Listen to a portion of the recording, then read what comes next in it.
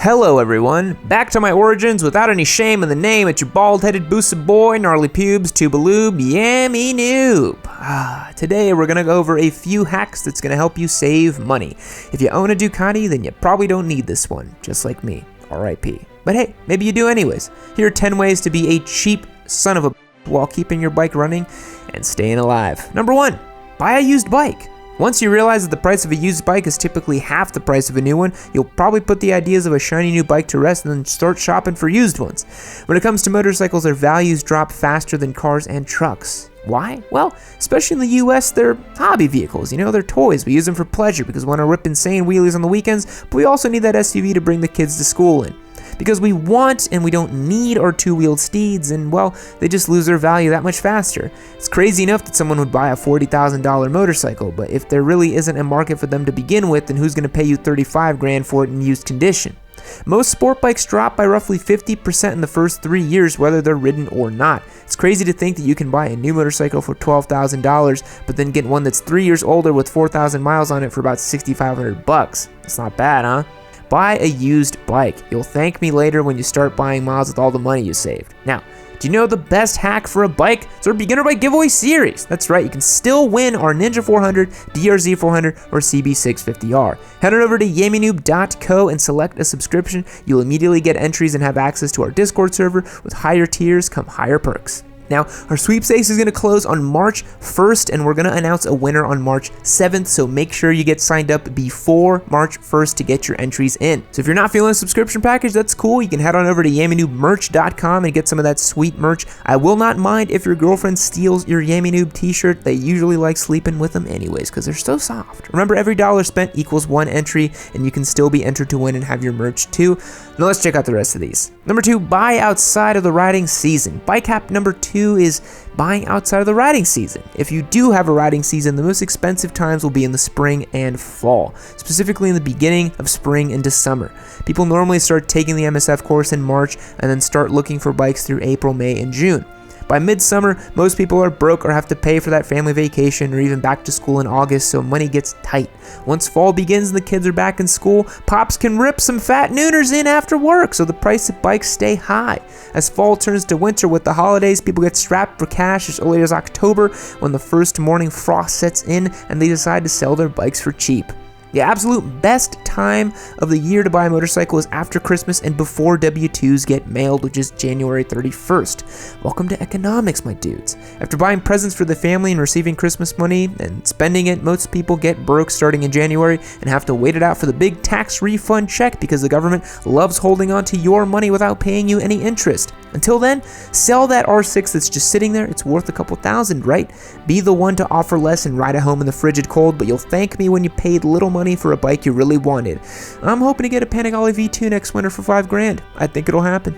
Number 3, do your own maintenance. I'm gonna hammer down on all you squids and tell you to do your own maintenance. What is it? Maintenance should be starting with the basics: an oil change, changing a light bulb, taking your fairings off, and even raising your gas tank to possibly do an air filter or spark plugs. I'm not saying you need to be able to swap your whole engine, replace a head gasket, or install a clutch on your bike. We're not all airy henning here, but I am saying you need to get used to getting your hands dirty. Should be lubing your chain every 300 to 600 miles. Do you do that? Lube your chain. When's the last time you lubed your chain? The more you do your own work, the cheaper things will be. So no use spending $180 on labor to change out $16 worth of spark plugs, is there?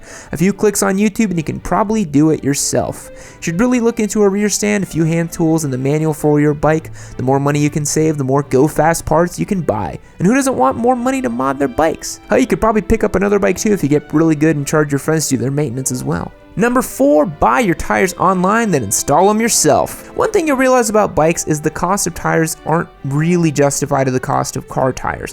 I'm talking about both the cost of the actual tire, $200 for this skinny thing, and I'm also talking about the cost to install them. For a car, it's roughly $8 per tire, maybe even cheaper. For a bike, it's like $25, and that's if you're bringing in the wheel off your bike. If you want to ride your bike to the shop, you might be looking at a high up $75 per tire. Jeez. So for the $150 you'd spend to replace your 2 tires, you can buy the tools to do it yourself. There's plenty of good videos out there on how to do it, but a good set of bead braking bars, plastic lip savers, a balancer, and an air compressor is pretty much all you need. It'll be a great learning experience and a great way to save time and money. I actually used to change the tires on my Daytona pretty religiously.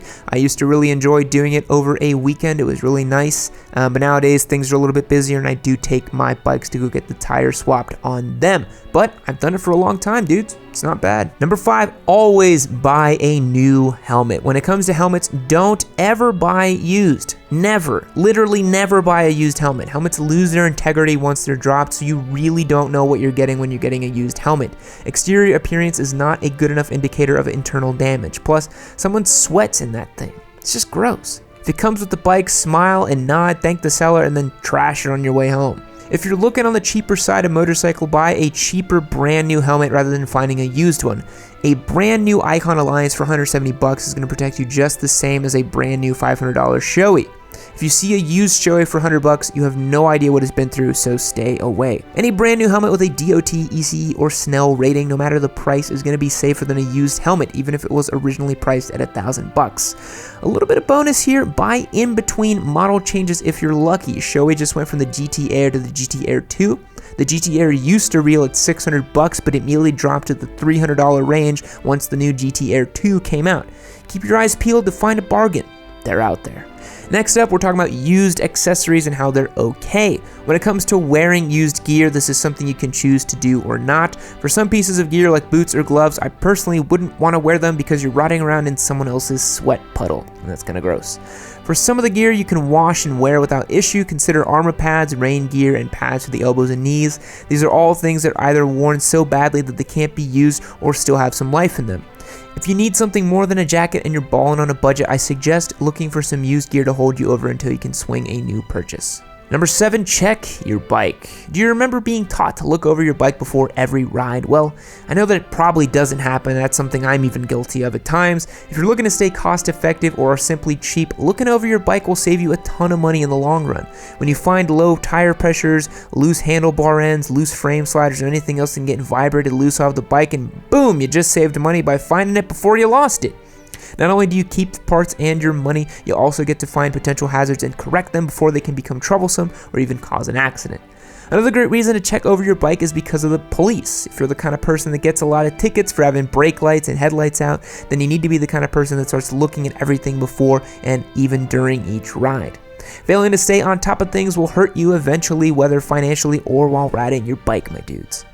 Number 8, be aware of serious maintenance. Next on our list goes hand in hand with the previous one. It's staying on top of the bigger items for your bike. If you know that at X amount of miles you should have your valves checked, then do it. Don't be 7,000 miles overdue for a service and have your engine commit suicide. It's not fun. Don't keep looking at your unlubed and overstretched chain without doing anything about it. Change it. A broken chain can literally kill or hurt you or damage your bike beyond repair. Keep a maintenance log. It doesn't have to be exact, but it should be though. Put down all the things you do and the mileage you have if you remember it. Pay someone to check your valves if the job is too difficult, like I do. It's always cheaper than a new engine. Be the high-vis uncle that keeps all those records. There's a reason they do it, my dudes. Number 9, calibrate your speedometer. You've probably heard a lot about why calibrating your speedometer will help to see your speed accurately but keep you out of speeding tickets. But you know there's a financial benefit to it. If your speedometer is 10% off, wouldn't your mileage follow suit? If you're the person who buys a bike every season and then sells it for the winter, calibrating your speedometer might help. A difference of 10% on a 10,000 mile bike is 1,000 miles. Geez, think about how off your speedometer and odometer are. That's pretty rough. And it's more than worth it to fix your mileage. Lower mileage means it'll be easier to sell. Have you ever seen a bike with aftermarket sprockets for sale? The owner usually says 37,000 miles but has a -1 or +2 sprocket, so it's actually only been ridden 15,000 miles. Besides their terrible math skills, they're also probably trying to sell you a bike with a known problem that they were too lazy to fix. Fix your speedo and enjoy your accurate mileage. Number 10, document and bag. Last on our list is going to help you whether you work on your bike or not. It's the first to document and then bag all of your parts, nuts, bolts, and screws. Depending on the size of your project is really going to depend on how much you need to document. If you're going to jump into checking your own valves, you're going to be doing a whole lot of work on your bike. You're going to want to change your tires, you want to make sure you bag your brake pads and mark which side of the rotor they went on.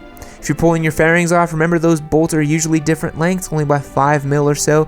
You don't want to tighten a bolt too long for the shallow hole and break or crack something. Ugh, just don't do it. Cracked fairings are terrible. Just bag your parts and fasteners. If you're not mechanically inclined, take pictures or hell, take a video. Who knows, maybe people on YouTube will appreciate your attempt at replacing the spark plugs on your Honda Cub or your R6. Anyways, you can't get lost if you take pictures and label everything. Just trust your Papa Yams here. Every time I'm doing something in the garage, which isn't that often anymore, but when I do, I take a photo of it to see where it was before I started, and I look back at that photo and keep going at it. That's gonna wrap it up for today's video, my dudes. It's funny how it works, huh? Do you want a bonus hack? Real quick, don't buy a bike with title issues, salvage or rebuilt. A bike without a title, it's probably stolen, and don't buy a bike without seeing it run first. How many of these hacks have you used or still use? Let me know in the comments below. Maybe if you're saving some of that sweet cash, you can rent the Busa one day. I'll catch you on the next one, guys. See you later. Fact. Pitcher, Oklahoma was a booming mining community that was shut down and abandoned after lead and zinc slowly contaminated the water supply. Over 60% of the town's children had blood poisoning in the mid-1990s. It's America's Pripyat. Goodbye.